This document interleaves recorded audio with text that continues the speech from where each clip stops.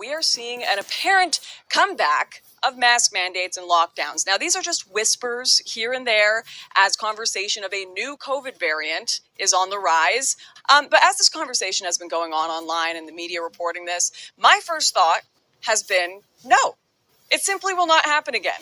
Canadians, Americans, I don't care who, they are not going to go through the economic turmoil, the mental health turmoil. There will be a revolt. There will be a lot of people have disagreed, saying, no, Lauren, we think Canadians will roll over time and time again. They will comply with their government. They have been so beaten into submission that they could just, bam, back into your houses and business closed like nothing.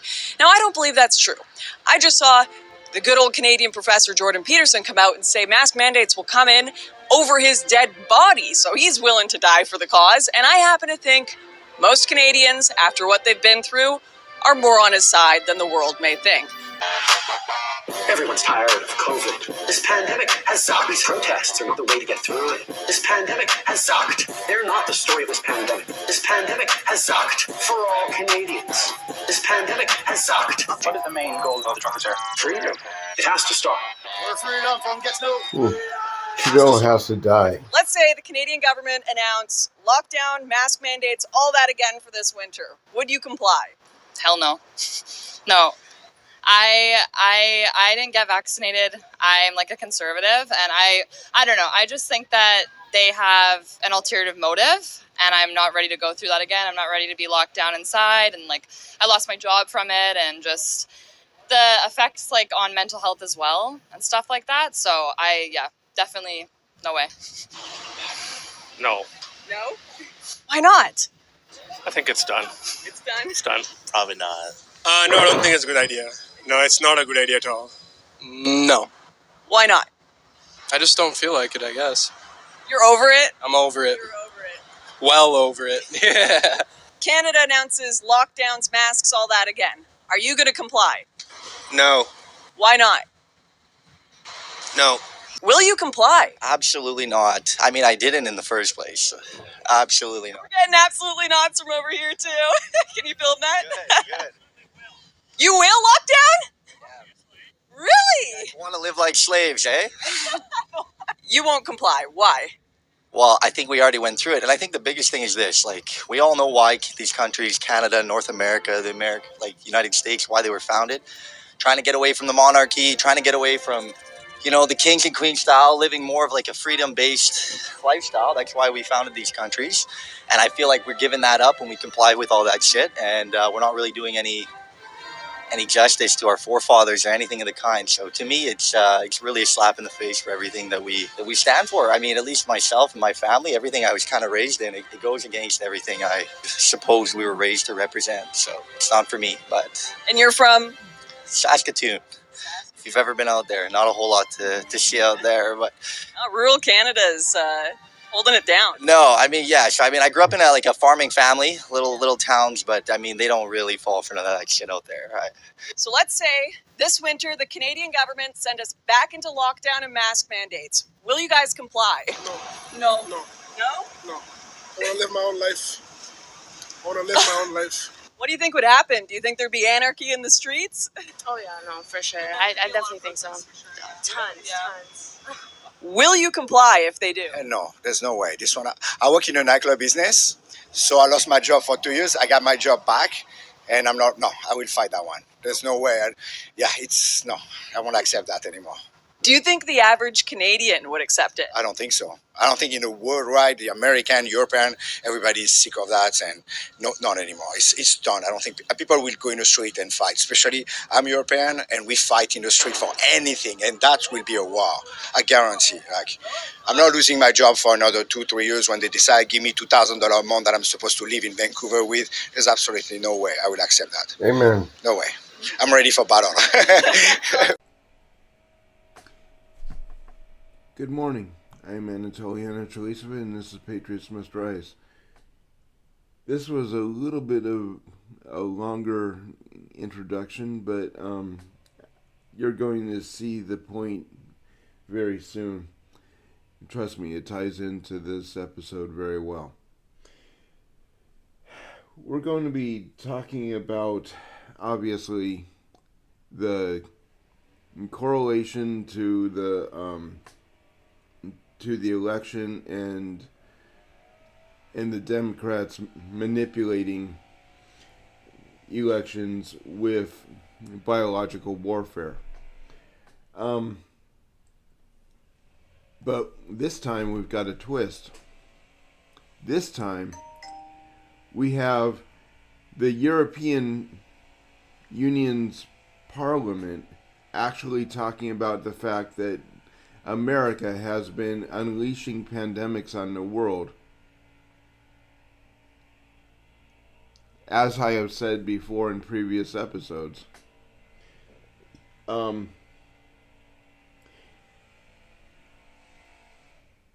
For the last 102 years.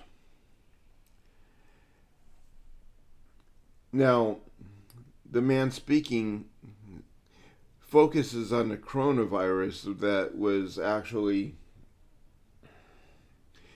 weaponized in the 60s. But the acknowledgement is there. So this episode's going to be focused more on how they're manipulating the population and why they use viruses. Also, I want to throw out some new evidence as to how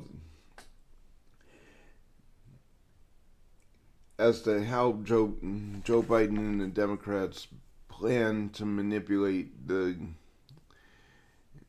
24 election, so we can all be prepared.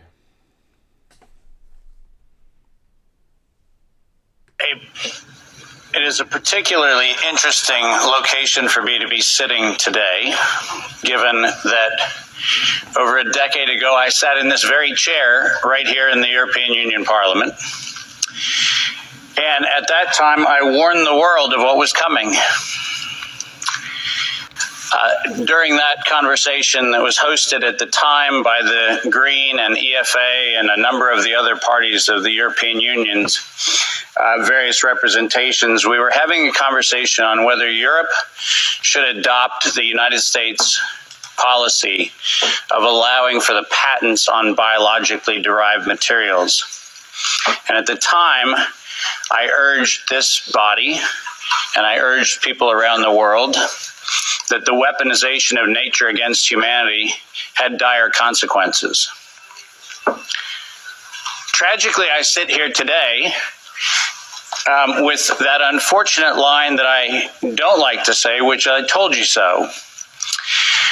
But the fact of the matter is, we're here not for a reprisal on past decisions. We're here to actually, once again, come to the face of the human condition and ask the question, who do we want to be? What do we want humanity to look like? And rather than seeing this as an exercise in futility, which is very easy from time to time when you're in the position I'm in, I actually see this not as an exercise in futility. I see this as one of the greatest opportunities that faces us, because we now have a public conversation, which is now front and center in people's minds. When this was an esoteric conversation about biological patents, nobody cared. But when that conversation came home, then it became something people can care about. So I'm actually quite grateful for this opportunity. I thank the members of Parliament for hosting this. I thank all of the translators who, I apologize in advance. I will use terminology that is probably very difficult to translate, so my apologies. And I'd also like to acknowledge the fact that many of you are aware of my involvement with this, in large part due to the amazing work of my wonderful wife, Kim Martin, who encouraged me at the very early days of this pandemic to get on front of the camera and talk about all the information that I had been sharing among very small groups around the world. And it was, in fact, her encouragement that put me in a place where many of you have heard what I have to say. Ironically, the world that I came from that used to be very popular, my CNBC and Bloomberg presentations, which were televised on mainstream media around the world, was an audience that I lost. I can confidently say COVID diminished my fame. But I can also confidently say that I'd rather stand among the people with whom I'm standing today than any of the folks that were part of that previous world. So this is a much better place to be. My role today is to set the stage for this conversation in a historical context, because this did not come in the last 3 years. This did not come in the last 5 or 6 years. This actually is an ongoing question that probably began here in Europe in the early stages of the mid-1900s, but certainly by 1913, 1914, this conversation started right here in Central Europe. The pandemic that we alleged to have happen in the last few years also did not happen overnight. In fact, the very specific pandemic using coronavirus began in a very different time. And we'll try to advance the slides here with one of these things. Oh, there we go. Most of you don't know that coronavirus as a model of a pathogen was isolated in 1965. Coronavirus was identified in 1965 as one of the first infectious replicatable viral models that could be used to modify a series of other experiences of the human condition. It was isolated once upon a time associated with the common cold. But what's particularly interesting about its isolation in 1965 was that it was immediately identified as a pathogen that could be used and modified for a whole host of reasons. And you heard me correctly, that was 1965. And by the way, these slides are public domain. You're welcome to look at every single reference. Every comment that I made is based on published material. So do make sure that you look at those references. But in 1966, the very first COV coronavirus model was used as a transatlantic biological experiment in human manipulation. And you heard the date, 1966. I hope you're getting the point of what I'm saying. This is not an overnight thing. This is actually something that's been long in the making. A year before I was born, we had the first transatlantic coronavirus data sharing experiment between the United States and the United Kingdom. And in 1967, the year I was born, we did the first human trials on inoculating people with modified coronavirus. Isn't that amazing? 56 years ago, the overnight success of a pathogen that's been 56 years in engineering. And I want that to chill with all of you. Where were we when we actually allowed, in violation of biological and chemical weapons treaties, where were we as a human civilization when we thought it was an acceptable thing to do to take a pathogen for the United States and infect the world with it? Where was that conversation? And what should have been that conversation in 1967? That conversation wasn't had. Ironically, the common cold was turned into a chimera in the 1970s. And in 1975, 1976, and 1977, we started figuring out how to modify coronavirus by putting it into different animals. See what I mean? Pigs and dogs. And not surprisingly, by the time we got to 1990, we found out that coronavirus as an infectious agent was an industrial problem for two primary industries, the industries of dogs and pigs. Dog breeders and pigs found that coronavirus created gastrointestinal problems, and that became the basis for Pfizer's first spike protein vaccine patent filed, are you ready for this, in 1990. Did you hear what I just said? 1990. Operation Warp Speed? I'm sorry. Where's the warp and the speed? Pfizer, 1990, the very first spike protein vaccine for coronavirus. Isn't that fascinating? Isn't it fascinating that we were told that, well, the spike protein is a new thing. We just found out that that's the problem. No. As a matter of fact, we didn't just find out it was not just now the problem. We found that out in 1990 and filed the first patents on vaccines in 1990 for the spike protein of coronavirus. And who would have thought? Pfizer. Clearly the innocent organization that does nothing but promote human health. Clearly Pfizer, the organization that has not bought the votes in this chamber and in every chamber of every government around the world. Not that Pfizer. Certainly they wouldn't have had anything to do with this. But oh yes, they did. And in 1990, they found out that there was a problem with vaccines. They didn't work. You know why they didn't work? It turns out that coronavirus is a very malleable model. It transforms and it changes and it mutates over time. As a matter of fact, every publication on vaccines for coronavirus from 1990 until 2018, every single publication concluded that coronavirus escapes the vaccine impulse because it modifies and mutates too quickly for vaccines to be effective. And since 1990 to 2018, that is the published science, ladies and gentlemen. America has been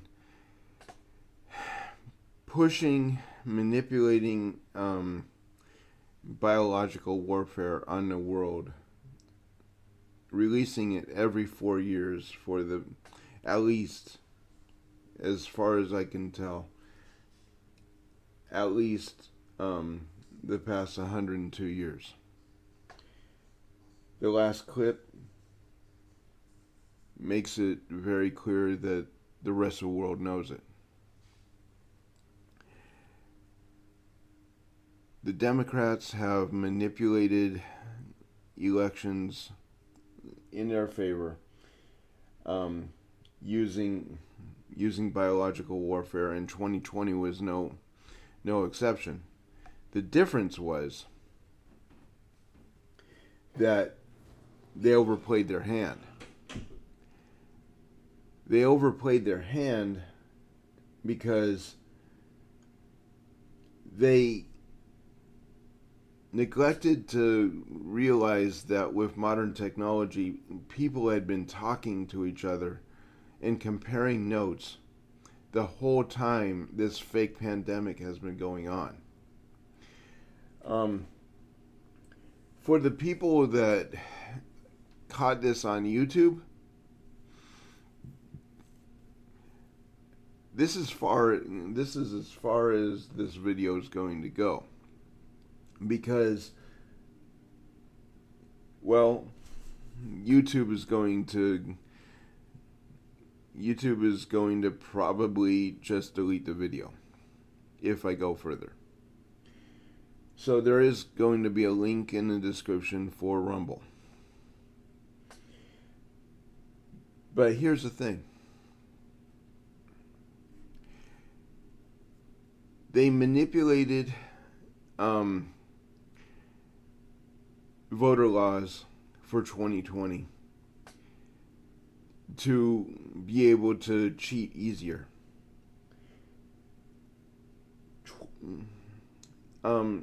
January 6th, 2021 was a manifestation of the anger that America had